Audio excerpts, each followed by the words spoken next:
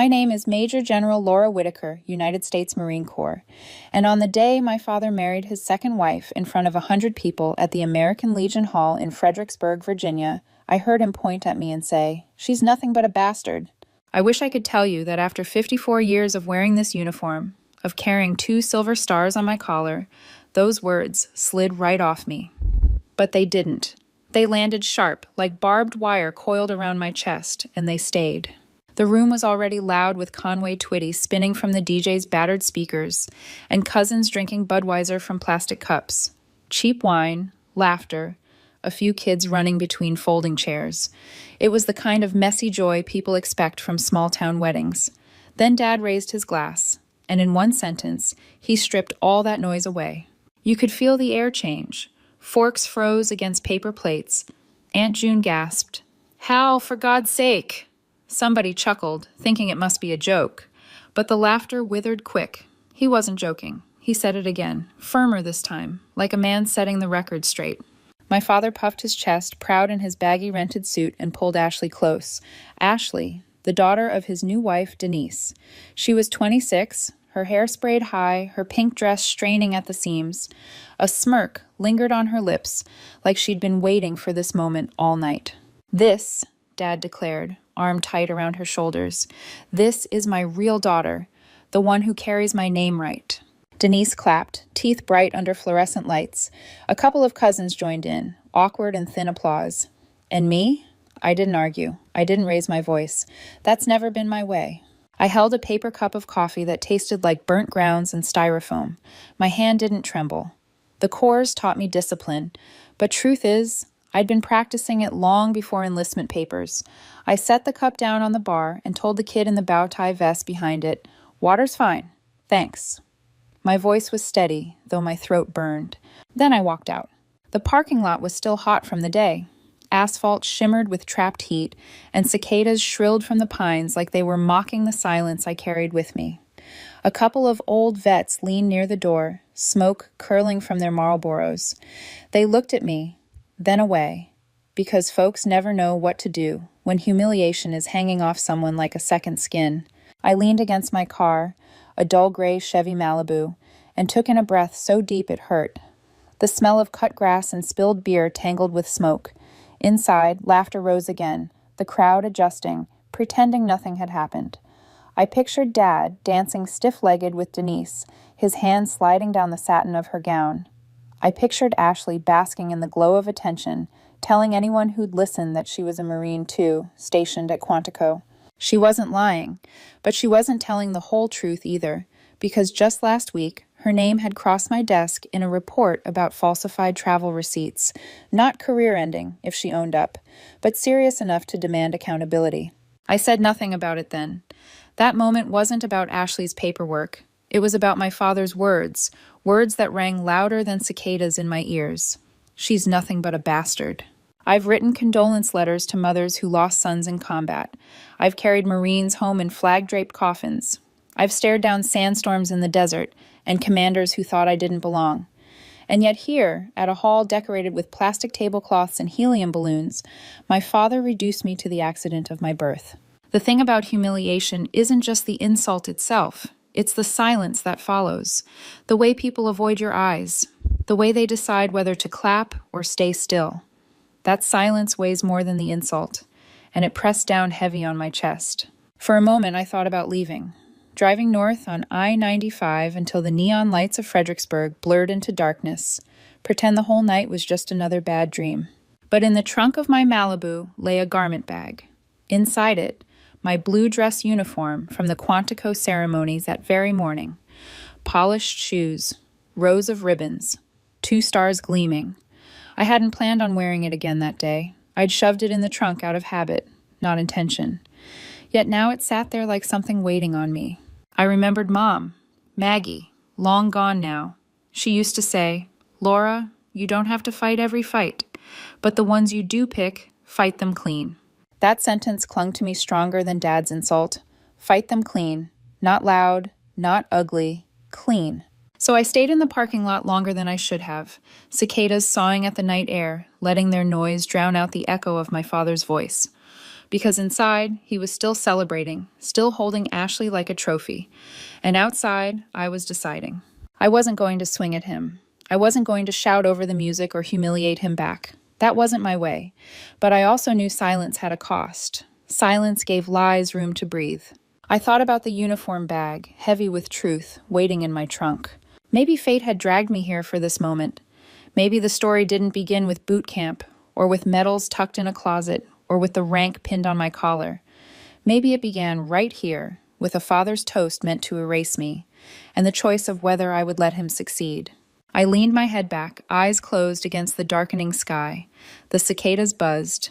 The old vets flicked their ashes, and I whispered under my breath, "Clean." I didn't know yet what that would mean. Not exactly, but I knew one thing. I wasn't done. Not tonight. The motel room I found that night smelled of bleach and stale smoke, the kind of stench that clings to curtains no matter how many times they're washed. I lay there on the stiff mattress, shoes still on, staring at the popcorn ceiling while trucks rumbled down Route 1. Every time I closed my eyes, I heard it again. Dad's voice. Clear. Cruel. "She's nothing but a bastard." It dragged me back further than I wanted to go. Back before uniforms and medals, before Quantico, before Arlington funerals and desert nights. It pulled me all the way to Leach, Texas, 1970s. Our duplex rattled when the wind blew too hard. Summers were suffocating, the swamp cooler in the window barely coughing out enough relief to keep us from sticking to the kitchen chairs. Winters weren't much better. The walls leaked drafts that made my mother wrap herself in 2 cardigans just to cook. Mom, Maggie, worked double shifts at a diner off 34th Street. She came home smelling of fry grease and cheap coffee, hair pinned high, shoes kicked off at the door, ankles swollen. She was small, not more than 5'2", but her backbone was iron. She held me steady when everything else shook. Dad? He was a different story. He had an HVAC business, or at least the bones of one, but it never grew steady. He'd vanish for weeks. Sometimes he'd roar back into town in a Ford pickup, laughing like the world owed him a drink. Sometimes he wouldn't come back at all. When he did, he had a talent for turning good days sour with a single word. I remember being about 13, sitting at the dinner table, macaroni on chipped plates. He looked across at me and smirked. "You'll never be more than your mama." He thought it was an insult. He didn't realize it was the truest compliment he'd ever give me. Mom didn't flinch that night. She just kept eating, eyes lowered. But later, when I lay awake in my small room, I decided that if being no more than my mama meant carrying strength, grit, and decency, then that was exactly who I'd become. I learned early that if I wanted something, I'd have to earn it myself. At 12, I delivered papers in the cold dawn, fingers frozen around rubber-banded bundles. Summers, I mowed lawns until my palms blistered, raked leaves, washed cars, anything folks would pay a kid $2 an hour to do. My friends saved up for cassette tapes, BMX bikes, Friday nights at the skating rink. I saved for a bus ticket out. School was survival. Keep your head down, stay steady. I wasn't the brightest in the class, but I was consistent. Teachers noticed. One of them, Mrs. Dye, scrawled on a report card, "Laura follows through." At the time, it felt small. Later, those 3 words carried me further than any scholarship might have. Still, you can't shield a kid from everything.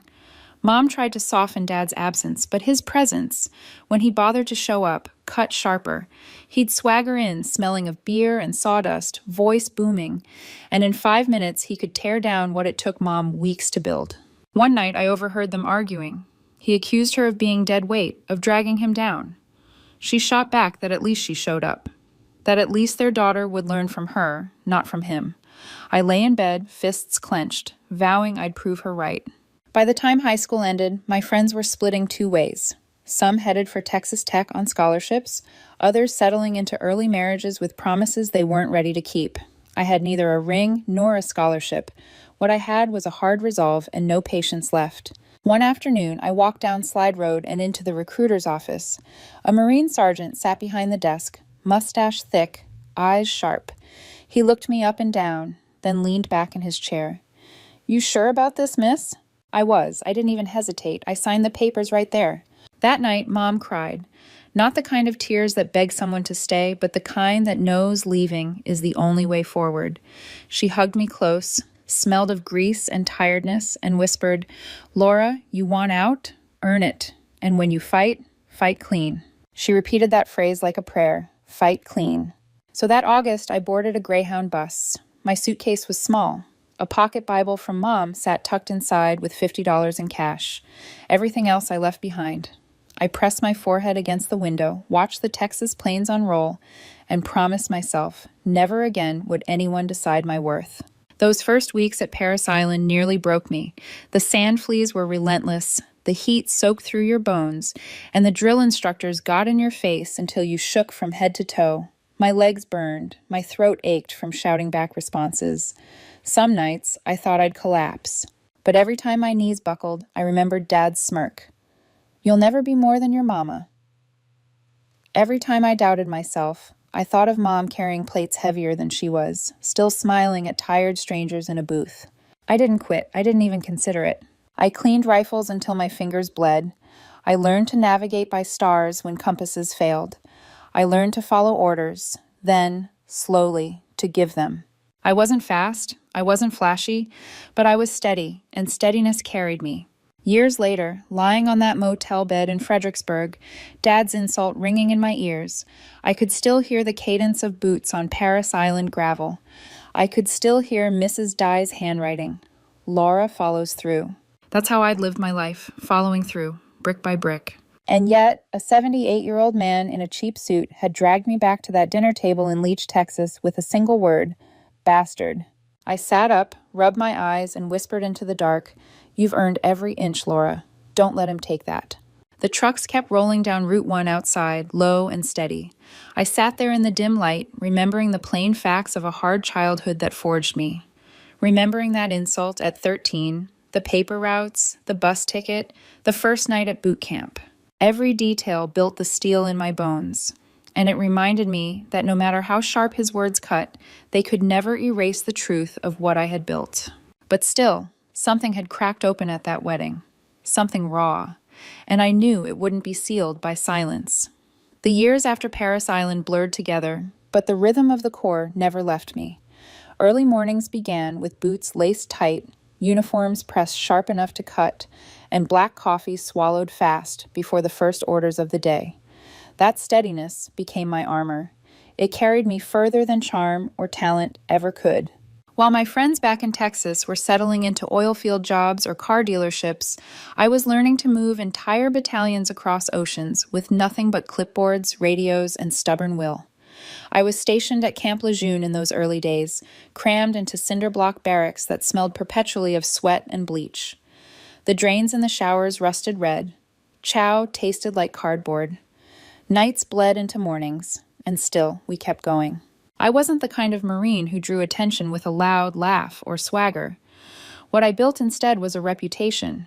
Show up, follow through, get the job done.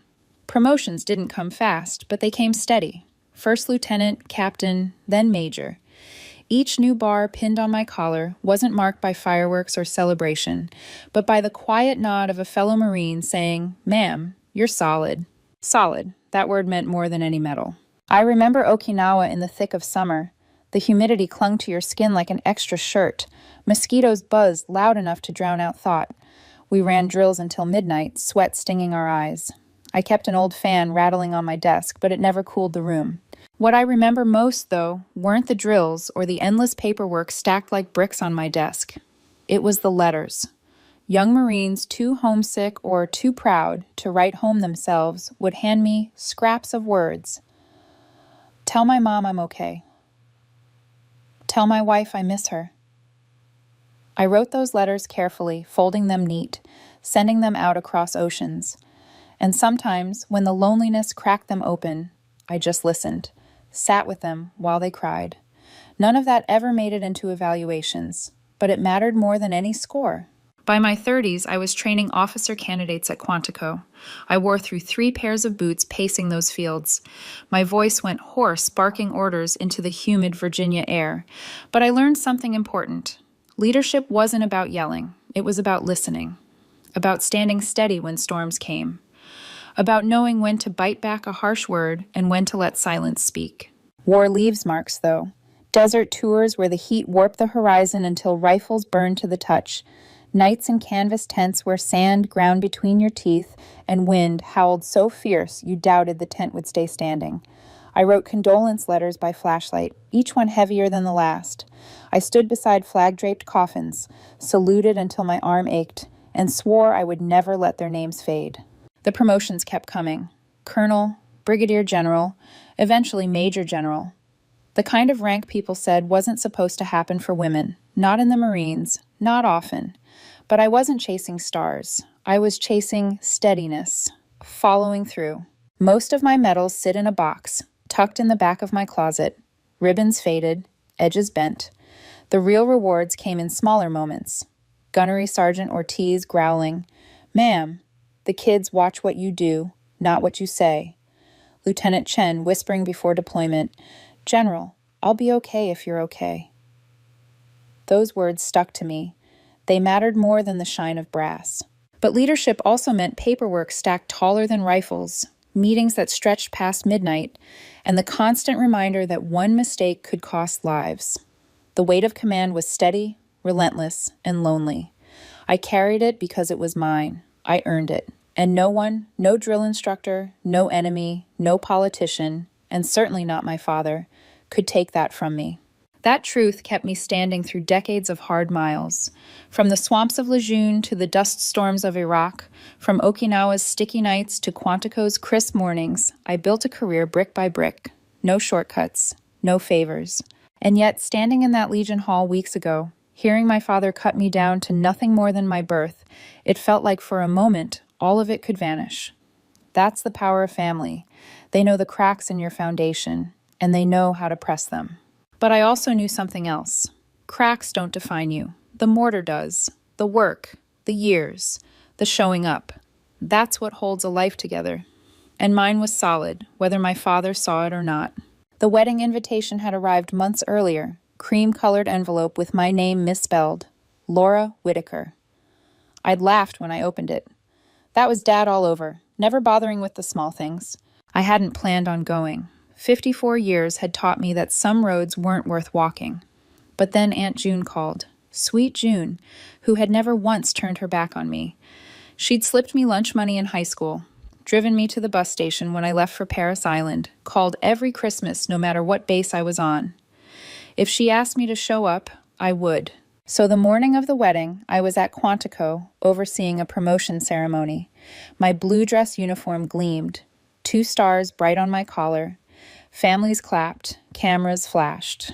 A Marine's mom hugged me so tight I could smell the starch in her blouse. When the ceremony ended, I unpinned the stars and hung the uniform in its garment bag. For a moment, I thought about leaving it there in my office, but something told me to put it in the trunk of my Chevy. I didn't know why at the time. The drive to Fredericksburg was the same as always.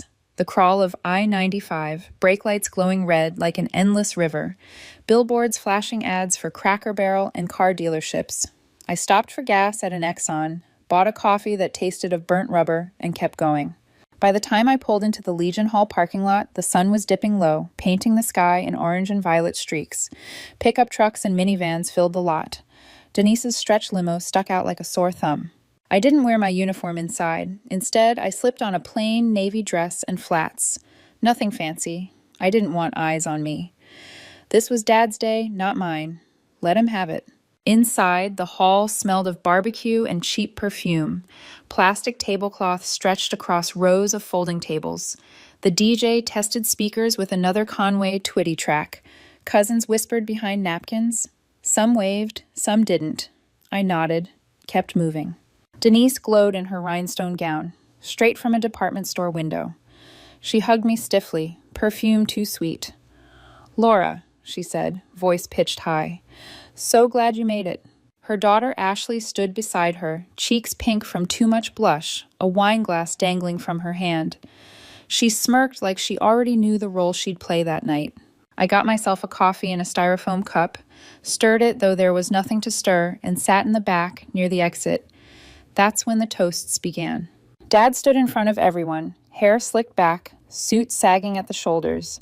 He raised a glass, and the room hushed. "Family," he began, "is what gives a man pride." My chest tightened. For a heartbeat, I thought maybe, just maybe, he would say something kind. But then his finger pointed straight at me. "She's nothing but a bastard." And everything shifted. The heat of the parking lot wrapped around me like a suffocating blanket. The cicadas screamed from the trees, their steady rhythm somehow louder than the music leaking from the Legion Hall. I leaned against the trunk of my Malibu, staring at the garment bag inside as if it were alive.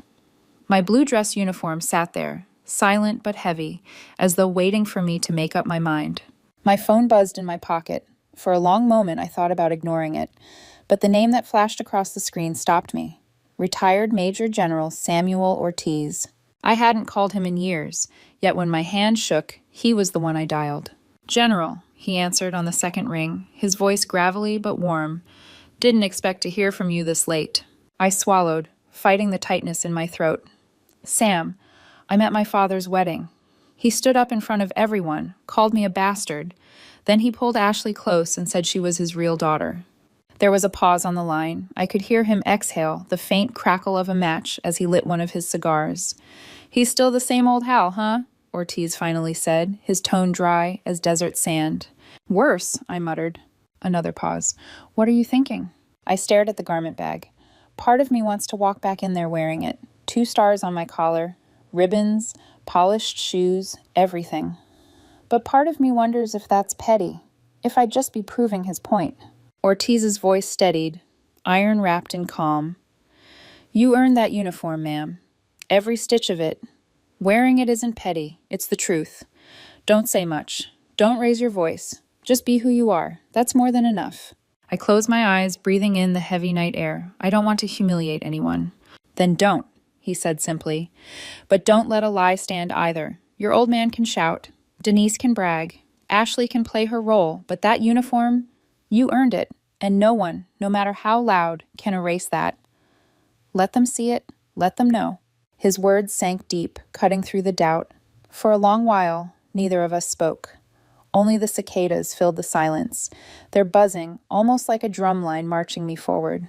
Finally, Ortiz said, "Whatever you decide, ma'am, I know you'll do it clean." Clean, Mom's word. His word, my word. "Thanks, Sam," I whispered, then ended the call. I stood there a long time, staring at the trunk. A train horn wailed, somewhere far off, low and mournful. My fingers finally found the zipper. The smell of wool and starch rose like memory itself. Piece by piece, I began to put it on. The shirt was crisp, collar tight. The jacket buttoned slow, each click of brass like a heartbeat. Metals pinned in perfect rows. The 2 silver stars gleamed even in the dim parking lot light. Last came the shoes, polished enough to catch the glow of the street lamps. When I looked at myself in the rearview mirror, the reflection staring back wasn't just Laura from Leach, Texas. Not just Maggie's daughter. Not just Hal's bastard. It was Major General Laura Whitaker, United States Marine Corps.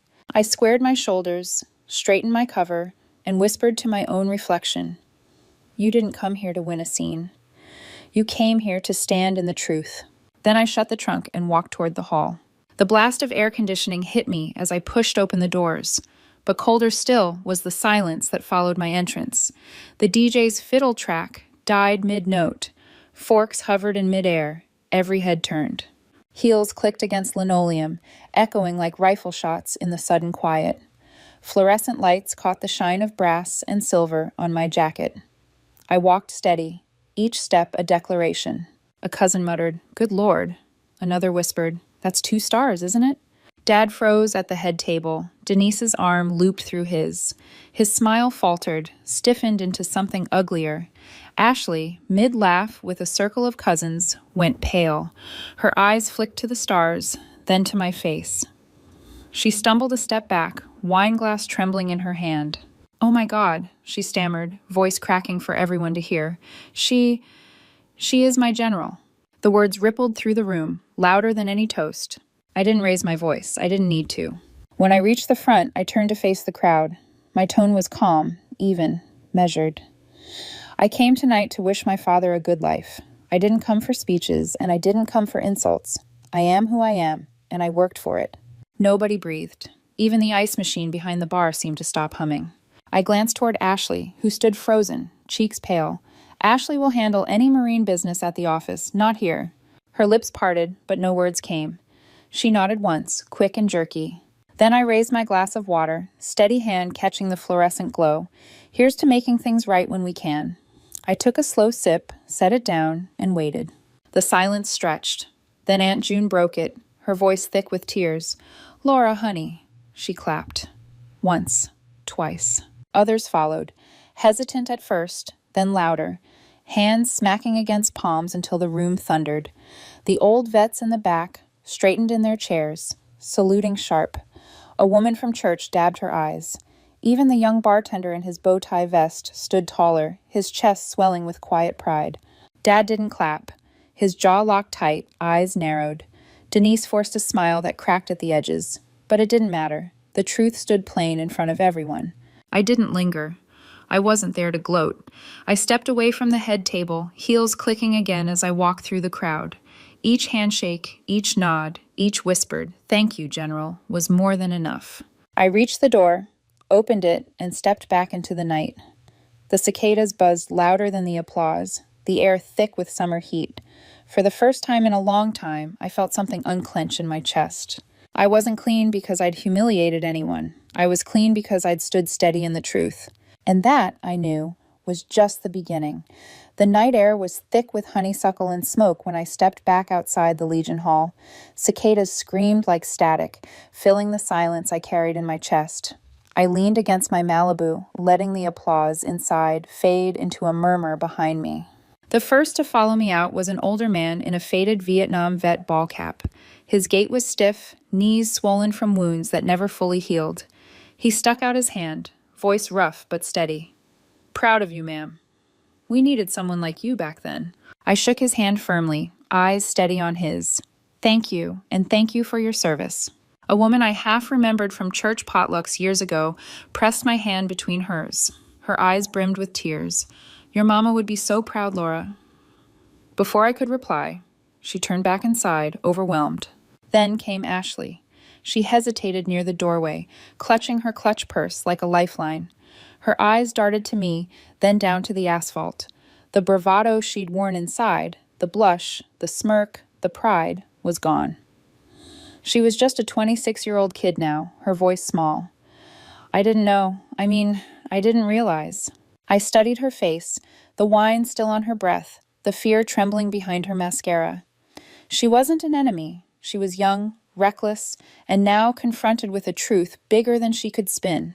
"You don't have to know everything yet," I told her evenly, "but you do have to be honest. We'll talk at Quantico. Bring your receipts. Bring the truth.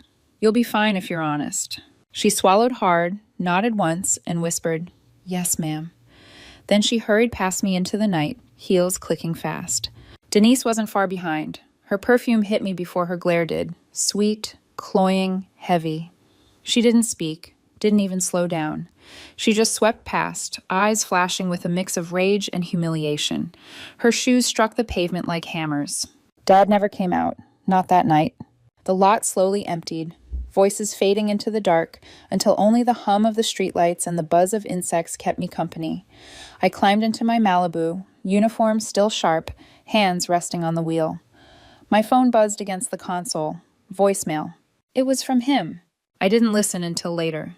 When I finally did, his voice was unsteady, slurred maybe, but more from regret than drink. "Laura, I went too far. Shouldn't have said it. I don't know how to fix it." Then the line clicked dead. No goodbye, no sorry, just words hanging limp. The next morning, Quantico was the same as always. Gray lights spilling over the base, Marines in formation, boots striking pavement in crisp cadence. I sat behind my desk with a stack of files waiting. And there it was. Ashley's memo, right on top. Falsified travel receipts. Nothing catastrophic, not yet, but serious enough. I picked it up, read it line by line. She'd padded her mileage claims, added per diem she wasn't owed. A rookie mistake, maybe careless, maybe desperate. I could imagine Denise whispering in her ear about knowing her worth or taking advantage when she could. But the Corps didn't tolerate shortcuts. I signed it by the book. No cruelty, no favoritism, just the truth. The kind of action that stripped away excuses and forced you to decide what kind of Marine you wanted to be. Later that day, one of my aides brought me coffee. He hesitated before setting it down, eyes flicking to my face. "Ma'am," he said carefully, "I heard about what happened last night." Of course he had. Marines talk. Stories flow faster through chow lines and smoke pits than they ever do through official channels. I gave a small nod. "Then you also know I showed up to work on time this morning." "Yes, ma'am." He looked almost relieved. He didn't mention it again. None of them did. Not directly. But I could feel the ripple of it. The way eyes lingered a little longer in salute. The way younger officers stood straighter when I passed. That evening, I drove home exhausted. Uniform jacket folded neatly across the passenger seat. On the radio, static fought with country songs. I didn't pay much attention. My thoughts circled the same question. Was Dad's voicemail an apology, or just a man trying to patch cracks in his pride? When I reached home, the house was quiet. Too quiet. I sat at my kitchen table, staring at the memo I'd signed earlier. Ashley's name, typed bold at the top. I thought about her pale face outside the hall, her whispered, "Yes, ma'am." Was it fear talking or the start of a course correction? The Corps would decide in its own way, but part of me hoped she'd take the lesson. That she'd learn steadiness mattered more than applause. That she'd learn what Mom taught me, fight clean. Still, I knew Denise would fight this. The glare she'd thrown in the parking lot wasn't just anger, it was warning. She'd push, cajole, maybe even beg Dad to intervene. And Dad, Hal Whitaker, was a man who had spent his life avoiding accountability. Would he resist Denise, or would he step in, trying to twist things in Ashley's favor? I wasn't sure, but I knew this. If he tried, he'd find me standing firm. Not shouting, not swinging, just steady, brick by brick. That night, I dreamed of Mom. She stood at the diner counter, apron smeared, hair pinned back, her eyes tired but shining. She looked at me and said the same thing she always did. "Fight clean, Laura. Fight clean." When I woke, the sun was breaking over Quantico, painting the base in gold. A new day. Orders waiting. Marines waiting. And me, steady as ever, ready to show up. The wedding was over. The insult was spoken. The crowd had seen the truth. But I had the feeling this wasn't finished. Not with Dad, not with Ashley, not with Denise. Something in me knew the reckoning had only begun. The weekend after the wedding, I drove out to the cemetery where my mother was buried. The grass was trimmed neat. Flags fluttered gently between rows of stones. The morning sun was warm, but not yet punishing, the air smelling faintly of honeysuckle. I parked my Chevy beneath an oak and walked the familiar path. Mom's stone was simple, just her name, Maggie Whitaker, and the years that never felt like enough. I stood there with my hands clasped behind my back, uniform jacket buttoned tight. For a long moment, I said nothing, just breathed, just remembered. Finally, I spoke aloud, my voice steady. "It's done, Mama." He said his piece, and I said mine, but I said it clean. The breeze shifted, stirring my hair, carrying with it the faint sweetness of honeysuckle. For a second, it felt like she was answering, like she was proud. I let that be enough. Back at Quantico, life settled into its steady grind. Morning staff meetings dragged too long. Paperwork stacked higher than my coffee cup. Young officers stumbled through their first briefings. It was the rhythm I'd built my life on, showing up, following through, brick by brick. Nobody mentioned the wedding directly, but I knew word had traveled. Marines are a quiet network. Gossip slips faster through chow lines and smoke pits than through official emails. I could see it in the way people looked at me, more respect maybe, but also curiosity. A story had been born, and I was at the center of it, whether I wanted to be or not. I refused to feed it. I didn't tell my version. I didn't justify or explain. I just kept working, kept leading. That was the only way forward. But beneath the surface, ripples spread. Denise didn't call me, but I heard her voice anyway, through cousins, through whispered reports from back home. She told anyone who'd listened that I'd humiliated her daughter, that I'd twisted things to make Ashley look small. She didn't mention the memo, of course. She didn't mention that Ashley's own choices had landed her on my desk. No, she painted me as the villain, cold, ruthless, out to crush her daughter's future. And Dad, he stayed quiet, too quiet. After that voicemail, nothing. Not a call, not a letter, just silence. I pictured Denise in his ear, feeding his pride, stoking his anger. But I also wondered if maybe, just maybe, he was ashamed. Ashley herself walked a different path. She came to my office a week later, travel receipts in hand. Her shoulders were stiff, her eyes rimmed red. She placed the folder on my desk and whispered, "I want to fix it." I studied her, weighing truth against fear. Fixing it means owning it. Not blaming Denise. Not making excuses. You ready for that? Her throat bobbed as she swallowed. Yes, ma'am. It wasn't confidence, it was something better, resolve. I signed the corrective action, sent it through proper channels, and let the process work. No favoritism, no cruelty, just accountability. Still, I could feel Denise circling like a hawk. She wouldn't let this go, not when her pride was on the line. One evening, I sat alone in my office long after most had left. The base was quiet, the only sound the hum of fluorescent lights. On my desk sat a photograph of Mom, taken at the diner. Apron smudged, hair pinned up, eyes shining despite exhaustion. I touched the frame lightly and whispered, "Fight clean." That phrase had carried me across deserts, through funerals, into boardrooms, and it would carry me now, through the storm brewing at home. Aunt June called later that night. Her voice was gentle, as it always was. "Honey, I don't know what Denise is saying, but don't let it get to you. Folks who matter, they see the truth." "I know," I said softly, "but it still stings." "Course it does. Words always do. But listen, your daddy's not talking much these days, not even to me.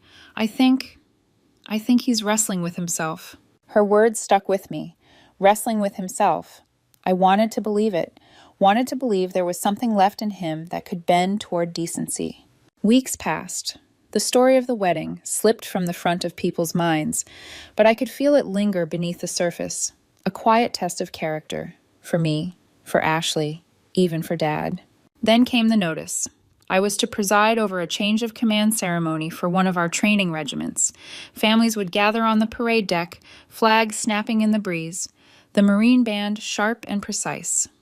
It was the kind of event that demanded steadiness, demanded presence. As I read the order, I felt a ripple of unease. I didn't know why at first, but then it came to me. This was the kind of public space where Dad might appear again, where Denise might try something, where Ashley's reputation could either steady or sink. I sat back in my chair, staring at the ceiling. My chest tightened, not from fear, but from the weight of what was coming.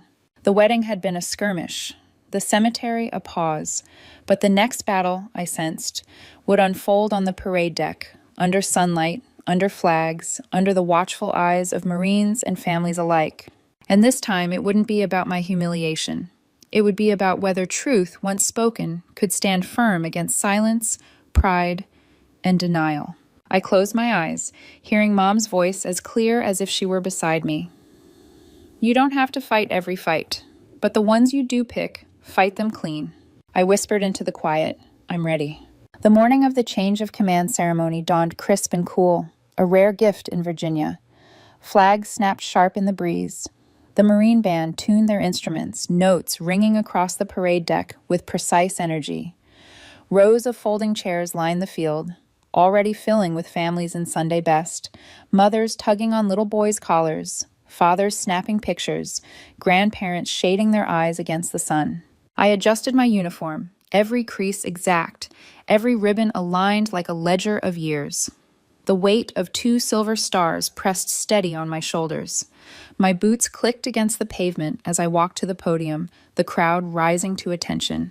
The speeches were routine. Recognition for the outgoing commander, a welcome for the incoming. No flourishes, no wasted words.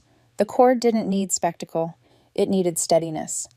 My voice carried firm, calm, even as my heart beat heavier than usual. When the ceremony ended, families swarmed the parade deck. Children tugged at parents' sleeves. Marines hugged loved ones. Cameras flashed in the bright sun. I stepped down to shake hands, to meet families, to do what leaders do, be visible, be steady, be present. The line was long, faces blurring one into another. Then, near the back, I saw him. Dad. His sports coat hung loose, at least a size too big. His tie sat crooked against his shirt, collar frayed. His hair was thinner than I remembered, his face lined deeper. But it was him, standing small among Marines and families, waiting his turn like any other guest. He hadn't brought Denise. He hadn't brought Ashley. He stood alone, hands shoved awkwardly into his pockets. For a moment, I couldn't breathe. Part of me wanted to turn away, to avoid what I knew was coming. But I didn't. I kept the line moving until he finally stood in front of me. He didn't smirk, didn't puff his chest. He didn't crack a joke to cover his nerves. He just looked at me, really looked at me, for the first time in years. Then he stuck out his hand. His voice was rough, but clear enough for those around us to hear. "My daughter," he said, "General Laura Whitaker. Not bastard, not nothing, my daughter." The words landed heavier than his insult ever had. Not because they erased the past, they didn't, but because they were public, spoken plain, witnessed by others. I shook his hand firmly. "Thank you," I said. Nothing more. My voice was steady, though inside something shifted. Aunt June was there too. She pressed forward, tears welling in her eyes. She hugged us both, whispering, "About time, Hal. About time." He didn't hug me. I didn't cry. There was no movie ending, no flood of reconciliation, just a small correction spoken aloud, enough to tilt the weight inside me. We let go of each other's hands, and he stepped aside, letting the next family forward. A mother introduced her son, a young Marine fresh out of training. The rhythm of the ceremony resumed, as though nothing monumental had happened. But I knew better. For the rest of the afternoon, Dad lingered at the edge of the crowd. He didn't approach again, didn't try to explain or apologize, but his presence said enough. He'd chosen to stand there quietly, without Denise's shadow or Ashley's bravado. Just him, stripped of pretense. Later, when the band struck its final note and the families dispersed, I walked back toward my office. The sun was dipping low, painting the sky in amber. Aunt June caught up with me, squeezing my arm. "He's trying, honey. In his own clumsy way, he's trying." I gave her a faint smile. Maybe. Inside, I wasn't sure what to make of it. Did those words mean he finally saw me? Or were they just another performance, a way to save face among strangers? But as I sat at my desk that evening, the bass quiet again, I realized it didn't matter. What mattered was, the truth had been spoken in public. For once, he hadn't used his voice to cut me down. He'd used it to lift me up, however awkwardly, however late. That was enough. Ashley's situation wound its way through channels in the weeks that followed. She owned up to her mistake, accepted the consequences. It wasn't career-ending. It was a hard lesson, the kind every Marine faces sooner or later. I gave her no special treatment, but I didn't crush her either. She learned that the Corps doesn't bend for pride, it bends for truth. Denise stayed silent, at least toward me.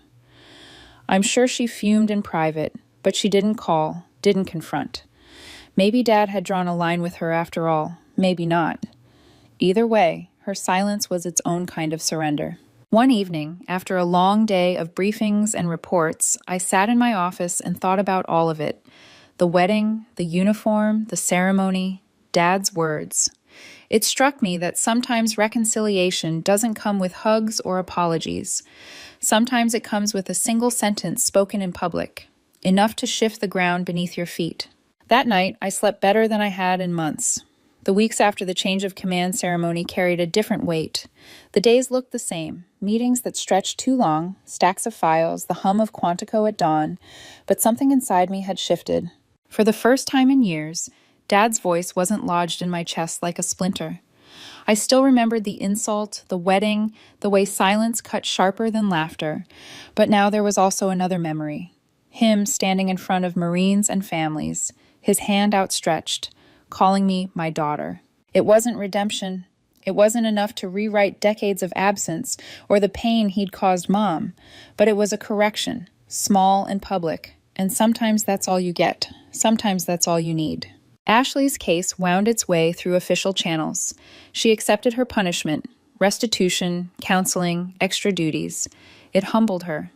She stopped walking with that reckless smirk. She started showing up early, staying late, asking questions instead of pretending she had all the answers. One afternoon, she appeared at my office door, clutching a stack of papers. "Ma'am," she said carefully, "I wanted you to know I'm making it right." I nodded, motioned her in. "Sit." She perched on the edge of the chair. eyes flicking nervously to the medals on my shelf, the files stacked neat on my desk. I thought if I looked good enough, if I impressed people, it would mean I belonged. But I was wrong. I know that now. Her honesty cut through the room sharper than any reprimand. Belonging doesn't come from shortcuts, Ashley, I told her. It comes from showing up, doing the work, brick by brick. There are no trophies handed out for pretending. She nodded, eyes wet. I get that now. Thank you for not... She faltered, searching for words. For not ruining me. I wasn't here to ruin you, I said softly. I was here to remind you what the Corps demands. Honesty, accountability, nothing more, nothing less. When she left, I saw a different posture in her shoulders. Straighter, steadier. Maybe she'd stumble again, maybe not. But she was learning. That was enough. Denise remained a shadow on the edges, her silence louder than any words. I heard from Aunt June that she'd tried to stir Dad against me, but he hadn't bitten. He wasn't calling me often, but neither was he joining her chorus. Maybe he was tired of battles. Maybe, in his own halting way, he was learning to choose differently. One Saturday, I drove back to Leach, Texas. The duplex I'd grown up in was long gone, replaced by a strip mall and a laundromat.